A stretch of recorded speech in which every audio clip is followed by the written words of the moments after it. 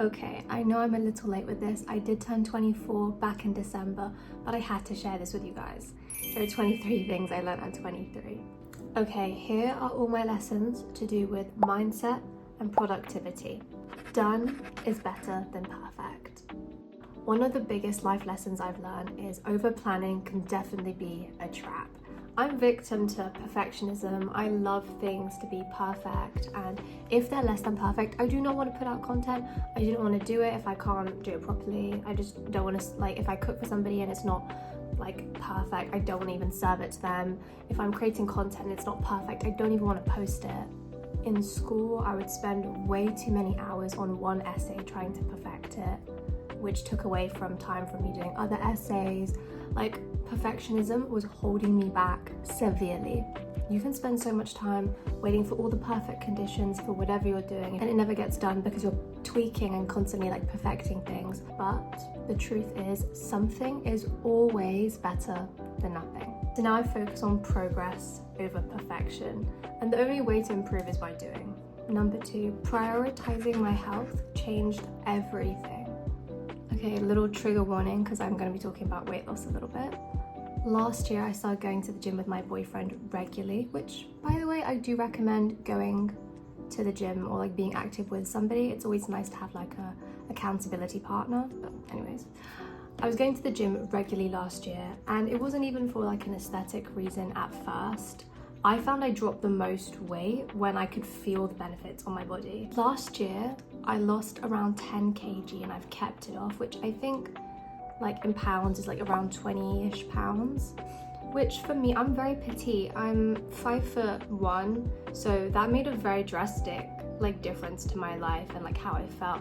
I felt stronger, I felt more capable, I felt more energized. I literally sit in front of a camera and I write scripts and I edit and I film, and like I have a very inactive job, you know, I'm very much so sitting at a desk 24/7. I felt so much happier because when you go to the gym, obviously you get those chemicals, those feel good hormones as well right after a workout, and it also decreases your like general stress levels and anxiety levels, so that was really helpful. So guys, if you take care of your body, it will take care of you, I promise. Number 3, the power of rest. Now this is a very important one, especially for somebody like me. I will hold my hands up and say, I am a workaholic. I love working. It's what I look forward to doing every single day. I love what I do, but also doing social media, it can be quite dangerous because it can be quite addictive. I feel like I'm constantly like checking my analytics, looking at my views on a video, looking at my likes, seeing the performance, seeing what I could do to improve, and I will just like spend hours and hours obsessing over my analytics. Obviously, social media is already a giant loop of like instant dopamine hits, and I feel like I get that to the extreme working in social media. Every time I post a video, every time I post a TikTok, an Instagram post, you know, seeing those likes, seeing those views, and it can get very addictive. Guys, I have learnt the hard way. If you do not take breaks, your body will force you to.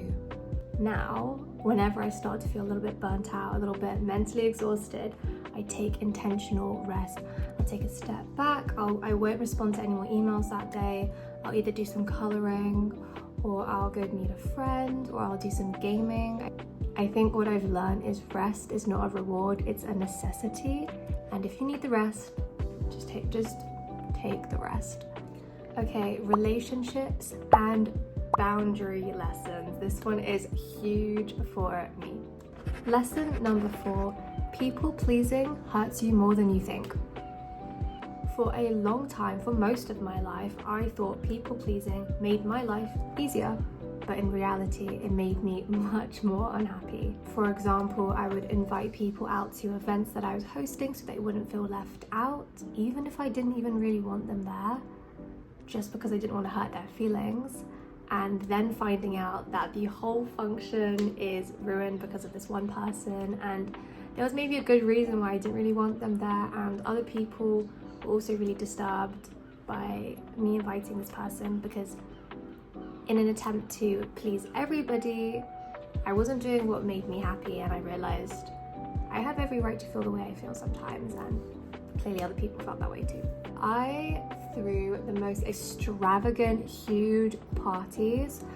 and I was doing my best to make sure everybody was having fun. But the thing is, I was so fixated on making sure everyone else was having so much fun that I barely enjoyed myself. And I realized that sacrificing my own happiness to keep others comfortable is not worth it. Honestly guys, you do not have to please everyone, and not everyone deserves access to you. Okay, number 5. Not everyone will understand your dreams. I'm a very ambitious person, and I used to be so excited to share my dreams and my goals with people, and I thought that they'd be just as excited as me.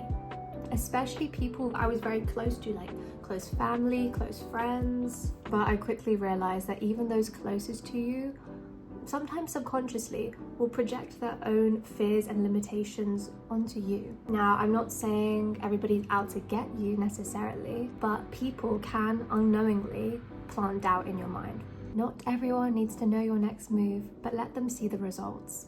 Lesson number 6. Fewer friends is so much better than bad friends. Guys, I'm a super extroverted person and I love socializing, and I used to be so scared of losing friends. But I also learned through time that having few friends or even no friends is so much better than having bad friends or the wrong friends. Some friendships I held on to for years and they drained me. These would be people who constantly only spoke of themselves. They wouldn't even ask me how I was. I would hang out with them for hours and they would only talk about themselves, only rant about their problems to me, and had very negative energy and just always complaining about somebody, always gossiping, and I just didn't enjoy it. They were very draining to be around. Guys, quality over quantity is everything. I'd much rather now have a small, close-knit group of friends than a huge group of friends who don't truly care about me. Rule number 7, people will show you how they feel about you. Pay attention. If you have somebody in your life, whether that's a family member, if that's a friend, if that's a partner or somebody you're interested in seeing, if they are constantly disrespecting you, whether that's your time, constantly making plans and cancelling last minute on you, ignoring you, just being disrespectful or rude, that says a lot about how they feel about you. You do not need to beg for someone's time or attention. If they truly cared about you, they would make the time. They would apologize for something coming up. They wouldn't just ignore you or cancel last minute. It's been said time and time again, and you guys need to hear it out. If they wanted to, they would.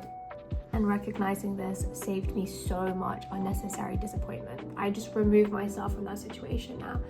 If I can see through someone's actions how they're treating me, clearly that is how they feel about me. Number 8, the let them theory changed my anxiety.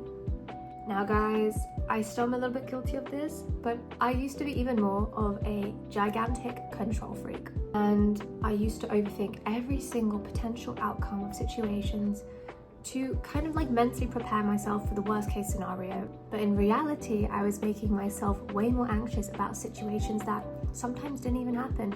Most of the time, didn't even pan out. Now I remind myself, if somebody wants to disrespect me, if somebody wants to do something horrible, if somebody wants to leave, let them.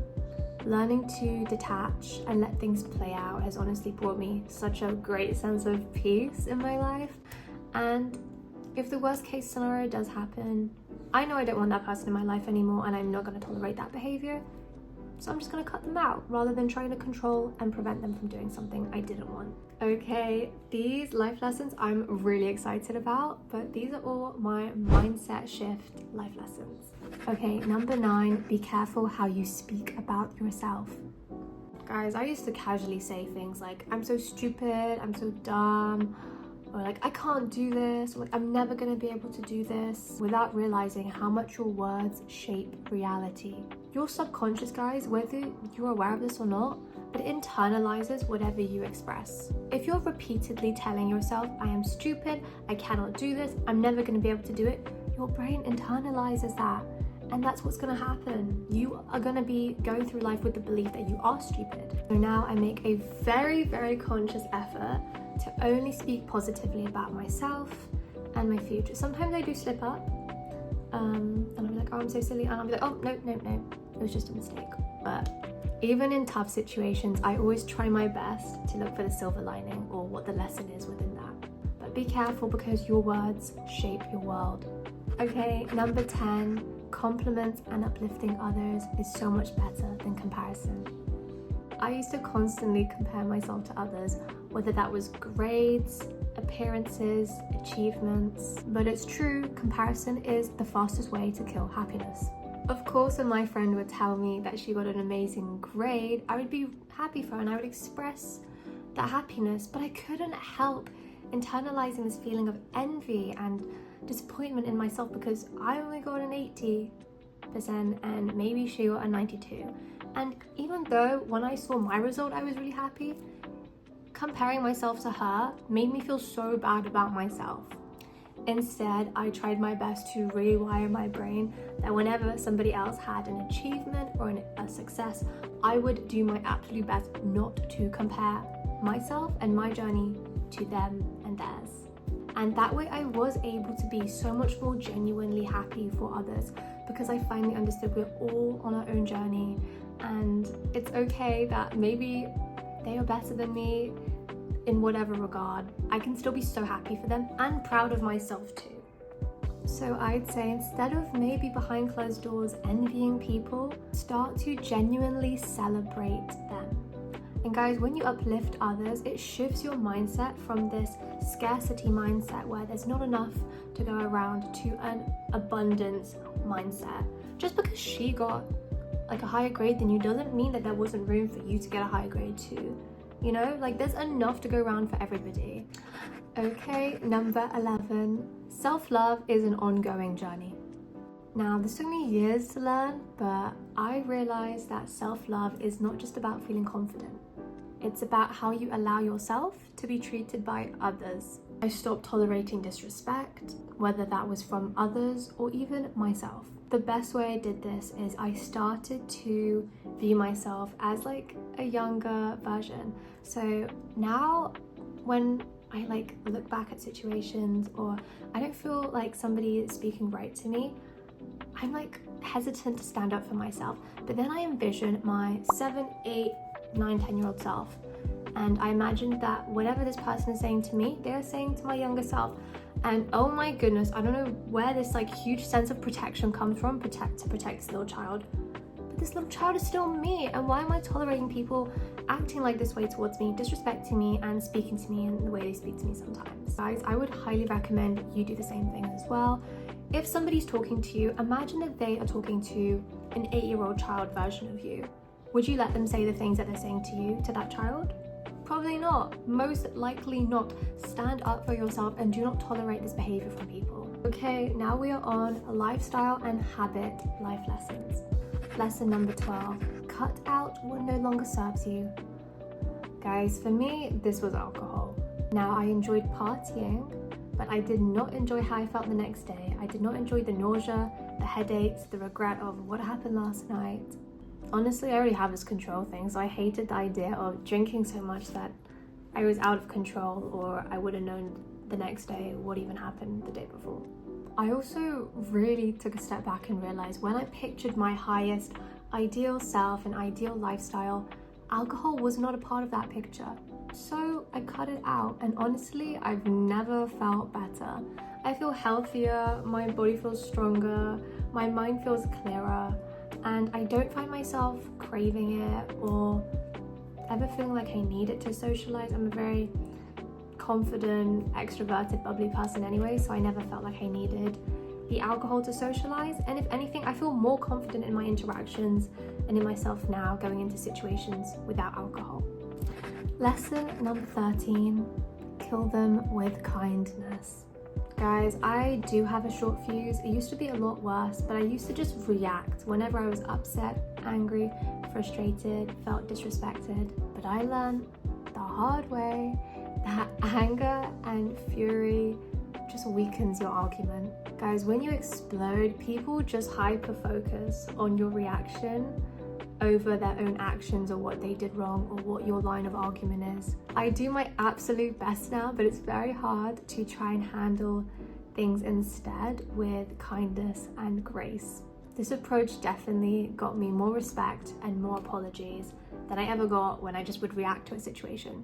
This is still one I do struggle with today, but whenever I do implement it and stick to it wow, it has made such a big difference to my life, and I would highly recommend you just take a step back, and instead of responding with something so bitter and sharp and horrible, just take a step back, be like, okay, and just think like, what is the most kind way I can respond to the situation right now? Lesson number 14, the way you speak about others matter.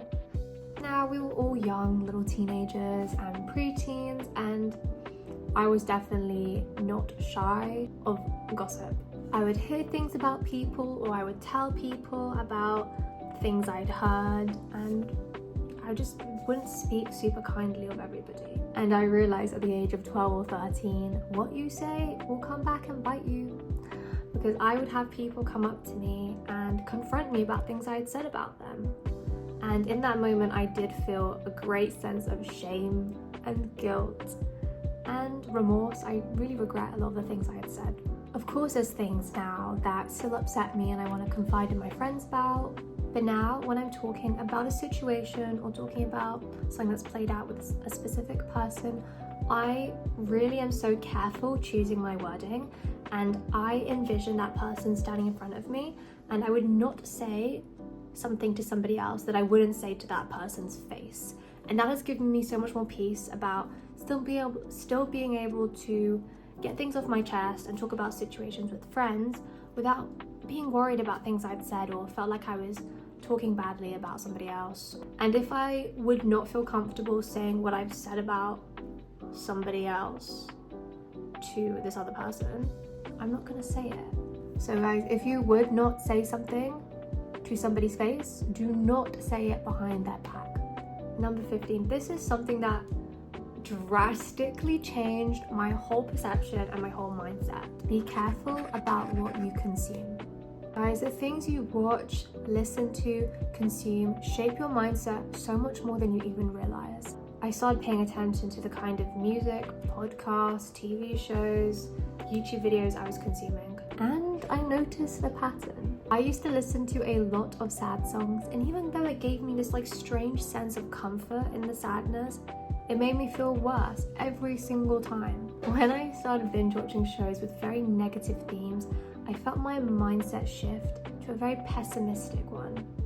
Especially watching shows like, and this is a favorite of mine, but I cannot go back to it, BoJack Horseman. Now I am so much more intentional about what I allow even in my space. I filter out my social media, I filter out the music I listen to, the TV shows I watch, and I often strive for uplifting motivational content over mindless drama-filled content. Some really great YouTubers that I watch are Wizard Liz or Tam Kura. I love watching his about fitness and health, interior design, like very positive, light-hearted, educational things. As you absorb what you expose yourself to, so make sure it's helping you and not hurting you.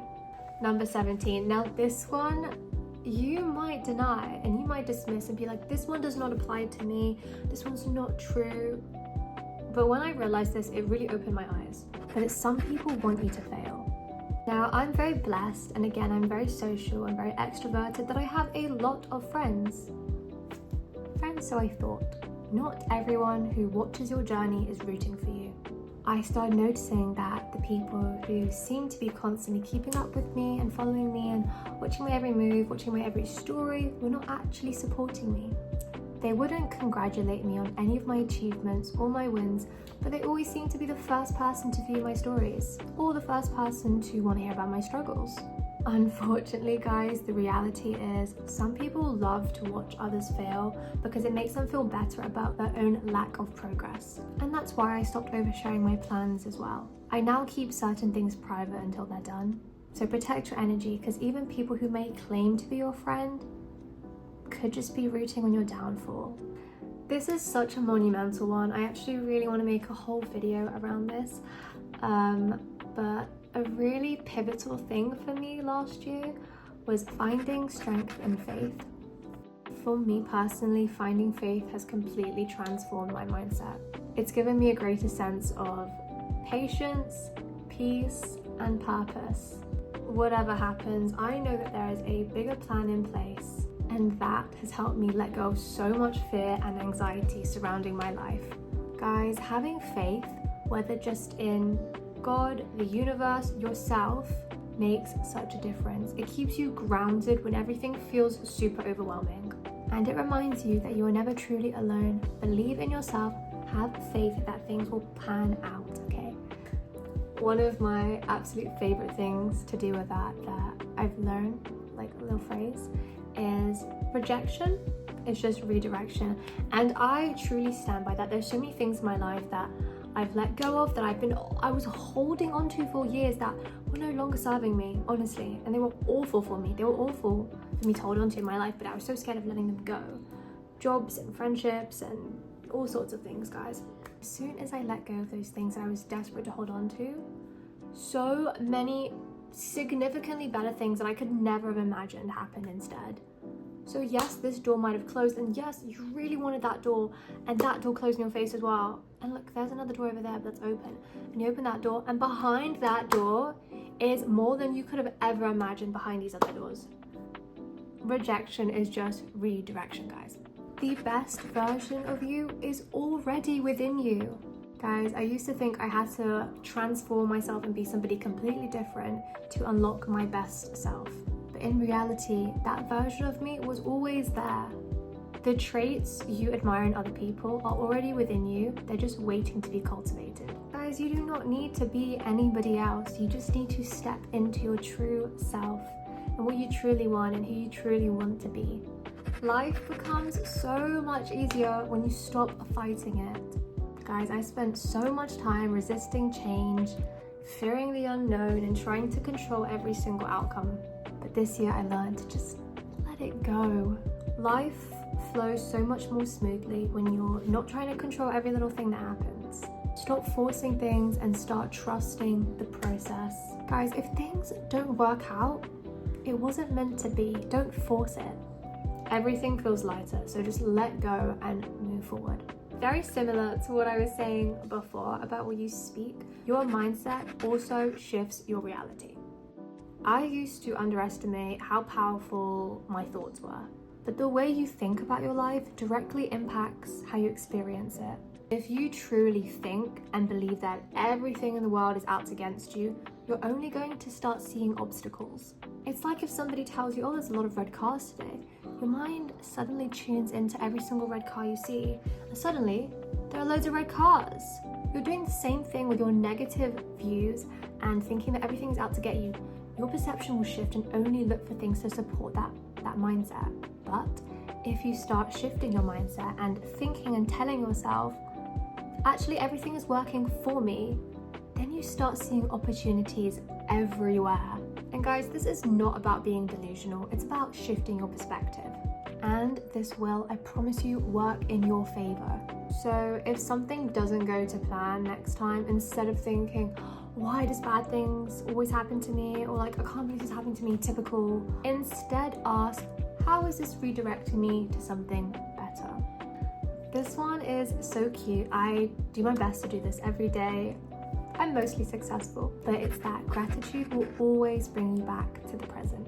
It's so easy to get caught up in the next thing, the next success, your next plans, the next deadline, always trying to chase the next thing as well. You want more success, you want more money, you want more experience. But if you're always so focused on what's to come next, you're going to completely gloss over what is currently going on and what you have now. Practicing gratitude has been such a life changer for me. Whenever I feel overwhelmed, which is more often than I'd like to admit, I take a step back and I write down everything I'm currently grateful for. It only takes a second to note down what you're grateful for, and it could be the tiniest little things. I'm grateful for my coffee this morning. I'm grateful for my family. I'm grateful for my pets, that I have pets, I can afford pets, that I'm allowed to have pets where I live. I'm grateful for the food I have in my home and that we're able to afford it. I'm grateful for heating. I'm grateful for, there's so many things when you zoom out, people do not have that you have. And that's what they strive to have, and it's something you take for granted. When you really take a step back and do your best to appreciate every little aspect of your life, you understand how lucky you truly are. And it also grounds you in the moment and helps you be less overwhelmed. And when you start to redirect your focus onto what you do have, it takes away from what you don't have. Okay, this might be my last point, hopefully 23. And this is one you've probably heard a million times, but it's something I really stand by. And it's treat others how you would want to be treated. Sounds so basic. I feel like a lot of people don't live by that though, unfortunately. If I am going to the shop and I see that this has happened, by the way, I see a lady has dropped things all over the floor, like she didn't bring a basket, she's dropped food all over the floor, and she's embarrassed. She's trying to like scramble to pick it all up, and she's made a mess, and she's like, oh no, I will be the one to go over to her and help her pick up her oranges. Like, it takes nothing out of my day. Like, what, 2 seconds? And she feels less embarrassed. She feels a little sense of like community, like, oh okay, like somebody's helping me. And it just takes away from that situation being so awful for her. I know for me, if I dropped oranges all over the shop and it burst and it went everywhere, I'd be mortified. And then if a really kind person came up to me and was like, hey, let me help, starts picking up oranges and like helping me, my goodness, such a small action can help so much.